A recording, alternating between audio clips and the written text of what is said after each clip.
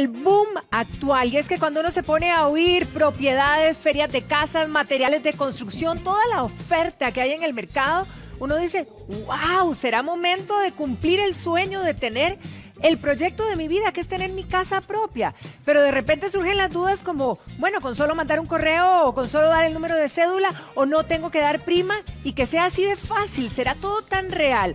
Hoy el licenciado Belisario Solano está con nosotros justamente para ahondar, rebuscar este tema y estar realmente tranquilos. Belisario, bienvenido, buenos días. Buenos días, Patri, un gusto saludarte. Ahora, ¿será tan fácil, así como que por correo mande su cédula, simple, no hay que hacer tanto trámite? ¿Nos debemos despreocupar de ofertas de este modo? Todo lo fácil es peligrosísimo. O sea, vamos a partir de esa premisa, ¿ok? Cuando a uno le plantean cosas muy fáciles, muy sencillas, tengan mucho cuidado. Es donde más tiene que investigar y no se dejen embaucar. Hay dos tipos o tres tipos en el área de construcción. Una, cuando se habla del interés social, que tiene que ver con programas elaborados por el BAMBI. Otros de clase media, que son los que han venido más afectados en los últimos meses, según hemos visto en las noticias, en donde empresas constructoras han idealizado el dueño de muchas familias y han sido estafadas o han sido perjudicadas y el sueño de tener casa propia se les vino abajo.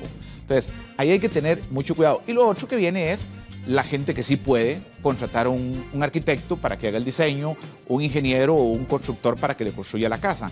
En esos tres niveles hay tres niveles de responsabilidades, tres niveles de peligros y tres niveles de precauciones que tenemos que tener. Ahora, Belisario, cuando se nos dice que paguemos la prima, que es una opción pagarla por adelantado, de repente uno dice, bueno, voy con tiempo, ¿verdad? Y así voy pagando tranquila hasta después empezar a pagar la otra parte. Pero con propiedades o obras que todavía no están construidas, uno debe aventurarse, ¿es seguro? No es seguro.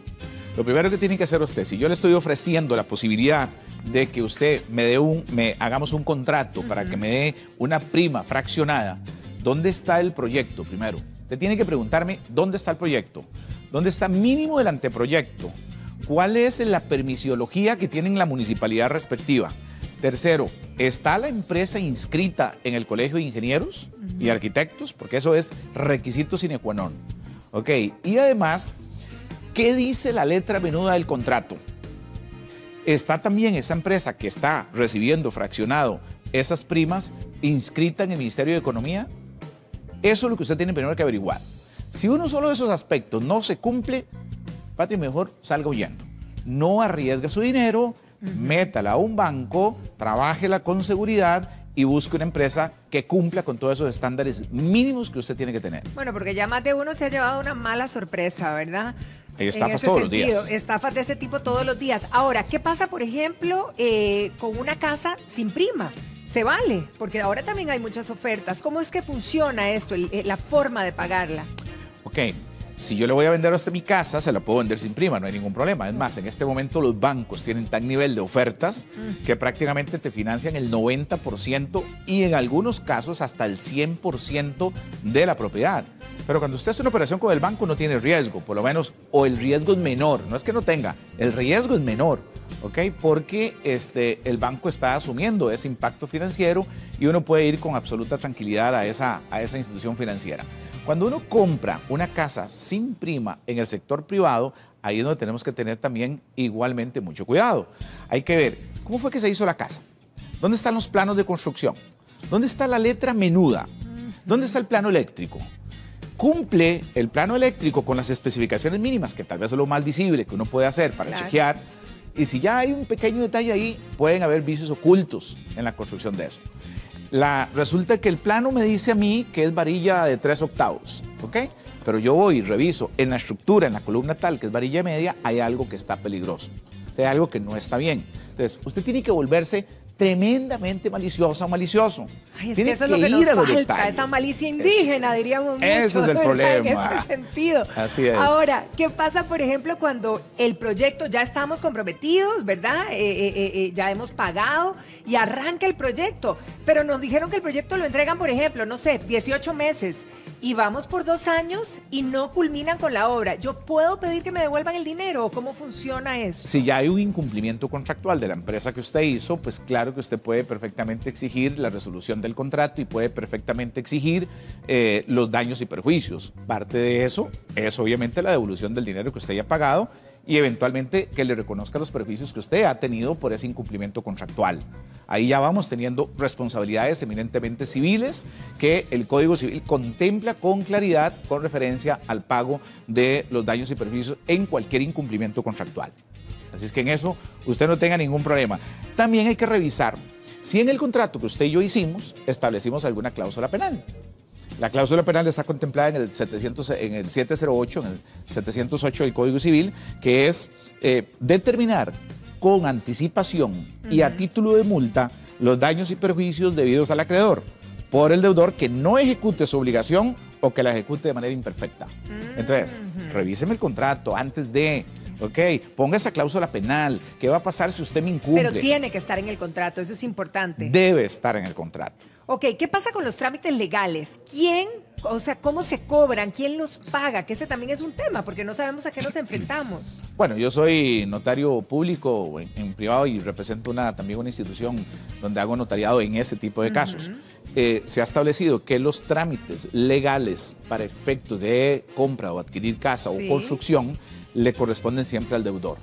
De tal manera que usted tiene que defenderse en ese punto. Si yo le voy a vender hasta una casa de un proyecto X, puede ser que la empresa venga como un incentivo y le diga, yo asumo los gastos, ¿ok? Bueno, pues póngalo bien en el contrato, que quede establecido en el contrato que la empresa vendedora es la que asume los gastos de traspaso. Porque en teoría somos los que compramos, los que pagamos. El comprador asume la responsabilidad del pago el traspaso, de los gastos. Eso es lo que normalmente se estila, exacto, el traspaso y los derechos de registro, los gastos de hipoteca también. Por eso es mejor que quede claramente establecido en el contrato que es la empresa constructora que asume el 50% o que asume el 100% de los gastos. Ahora, Belisario, ¿hay alguna manera de garantizarnos, verdad, que nos van a entregar, la casa? ¿Hay cómo revisar, cómo esculcar? O incluso, ¿puedo visitar el proyecto? ¿Puedo estar viendo que se esté cumpliendo con lo que me ofrecieron? Claro, buenísima esa pregunta. Ok, buenísima. Por una razón muy simple, y aquí seguramente los ingenieros y los arquitectos que nos están viendo me van a decir. Esos son las sorpresones. Exacto.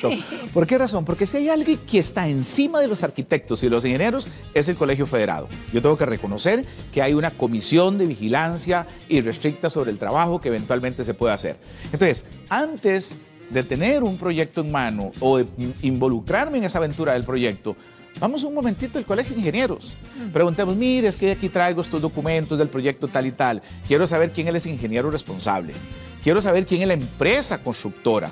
¿Está inscrita? ¿Tiene código o no tiene código? ¿El ingeniero está al día o el arquitecto está suspendido? ¿Cuál es el historial de esta persona? Entonces, usted tiene derecho a investigar todo eso. Y el Colegio de Ingenieros no tiene ningún problema de darle toda esa información. Entonces, cuando usted va con el contrato a la ventanilla y pregunta por la empresa constructora, le dicen, no, mire, esa empresa no tiene código aquí, no está registrada, hágale una cruz. Si usted ve que el profesional responsable es fulano de tal y le dicen que ya tiene 3 o 4 sanciones en el Colegio de Ingenieros, hágale la cruz. Vamos mal. ¿Ok? Todo eso son puntitos como para ir haciendo un checklist de las cosas que hay que ir averiguando para poder tener la certeza que las cosas se vayan a cumplir. Ahora, cuando estamos en el proceso, digamos, ¿cómo nos garantizamos? Porque uno no sabe, la verdad, si le están poniendo la varilla tal o el cable tal, que esos son los sorpresones también en la parte eléctrica. ¿Cómo garantizarnos que el material sea de primera o por lo menos el que nos ofrecieron en el proceso de la venta? Fíjate que en los temas de interés social hay una directriz que se llama, y que todos la conocen, los arquitectos ingenieros, es así como el diablillo detrás, ¿verdad? Okay, que es la directriz 27, así se le conoce. Ahí vienen todas las especificaciones que tiene que cumplir una casa de interés social, todo. Ok, y ahí es donde usted puede perfectamente ir con esa directriz, que nada más la saca uno de internet y puede ir a hacer un checklist de todas las cosas, a ver si efectivamente se están cumpliendo los estándares mínimos que se indican en esa directriz para temas de interés social. En temas de clase media, cuando yo compro una vivienda en clase media, ok, dame los planos. Okay. Los planos le pertenecen al dueño de la casa. Dame el plano eléctrico. dame el plano de las tuberías de agua potable. Pero yo tengo que traer a alguien más que corrobore, porque yo no sé de cables ni sé de nada. Lo mejor en esto siempre es, si vas a comprar una casa, asesorarte con un arquitecto, un ingeniero amigo, que vaya con usted, que le revise, que le haga la inspección, que asesorarte con el abogado para ver que todo jurídicamente en el registro esté perfectamente bien y usted no vaya a ser motivo de una estafa, de algún problema de este tipo. Ahora, en el caso del retraso, ¿verdad? O del atraso en la entrega de la casa, uno, ¿quién se hace responsable? Y dos, si hay algo que arreglar, algo que componer, porque no está como habíamos acordado, ¿cómo hacemos? Ok, en los retrasos y en las responsabilidades, aquí que estaba estudiando para esto también me encontré cosas bonitas, lindísimas. Imagínense que hay responsabilidad del arquitecto, del ingeniero, desde los orígenes de la humanidad. Más, 1700 años antes de Cristo, en el Código Hammurabi, se establecía que si un arquitecto hizo una casa para otro y no la hizo bien y la casa se derrumba, el arquitecto será muerto. ¿Cómo será muerto? Sí, lo matan. Sí, es fácil, vean el nivel de responsabilidad que había. En el derecho romano, igualmente, habían responsabilidades que iban hasta por plazos de 15 años. Nosotros actualmente tenemos en el Código Civil una responsabilidad civil, que es la responsabilidad del profesional, responsabilidad civil profesional, es del artículo 1185 del Código Civil, que establece un plazo de responsabilidad de 5 años. Durante 5 años, usted como arquitecta tiene que responder por esa construcción. Wow, yo creo que eso no sabemos muchos. Yo creo que nadie lo sabíamos, no ¿verdad? No tenía la menor idea. Ahora, por ejemplo, hay plazos de responsabilidad de 3 años, de 5 y de 10. Y de 10 años. Ahora, si no es una compra de una casa y es más bien una ampliación de una casa, quiero hacer algún arreglo, una ampliación, debo firmar contrato, Belisario, porque generalmente como es algo pequeño, entre comillas, uno dice, no, ¿para qué voy a firmar un contrato? Voy a meterme en todo eso. Por favor, fírmelo. Ok, lo correcto es hacerlo todo de manera adecuada desde el punto de vista legal. Para hacer una ampliación es mejor buscar al ingeniero, el arquitecto, hacer todo el trámite con él, ir a la municipalidad, pagar los impuestos y garantizarse que haya una inspección de obra. Recuerde que en el proceso constructivo existe una bitácora. La bitácora es un cuaderno en el cual el ingeniero, el arquitecto, tiene que ir semana a semana a hacer la inspección y trae varias hojitas. Entonces, una hojita de esas es para el cliente, la otra es para que quede ahí y el ingeniero tiene que entregar esa bitácora, custodiarla, por 5 años. Tiene que rendir un informe apenas termina la construcción para efectos de empezar a correr el término de la prescripción. El plazo por el cual usted puede reclamar, ya sea una ampliación, ya sea una construcción nueva, o si usted está comprando una casita que fue entregada hace 2 años, bueno, a usted todavía le quedan 3 añitos para reclamar. Claro. Pero cuando uno compra una casa de hace 2 años, 3 años, lo que menos hace es pedir las copias de la bitácora, lo que menos hace es investigar qué fue lo que pasó. Y entonces, cuando hay una fuga en media sala, no sabemos por dónde va el tubo. Y entonces hay que romper toda la sala para buscar el tubo o irse por otro lado. Es una tragedia, sí. Y esos son los problemas de una falta de cuidado, de una falta de atención, de una falta de asesoría para evitar este tipo de circunstancias. Los papeles hablan, como decimos siempre, y eso es importantísimo en este caso. Ahora, cuando hablamos de retrasos y que el ingeniero, digamos, que no muera, pero digamos que es el que se hace responsable. Sancionémoslo. ¿Verdad? ¿A dónde es que yo puedo recurrir? Porque a veces los llamo y no hacen caso. Buenísimo, bien, qué buena pregunta. Al Colegio de Ingenieros. Ellos tienen la responsabilidad de rendirle cuentas al cliente. E inclusive hay muchas veces que el proceso de responsabilidad es desde que inicia en el diseño. ¿Okay? Cuando se diseña la casa, cuando se elabora se realiza la consultoría y se viene al proceso constructivo. Hay todos esos niveles de responsabilidad que van. Claro. Algunas veces usted le da a un arquitecto que haga el diseño y le da a un ingeniero para que haga la construcción. Lo que pasa es que normalmente por no pagar uno ingenieros para este proceso de construcción, uno contrata a cualquier maestro de obras, ¿ok? Para bajar costos. Sí, claro, ¿okay? claro. Entonces, esos no los vigila el Colegio de Ingenieros. Estamos desprotegidos. Ahí es donde uno queda desprotegido.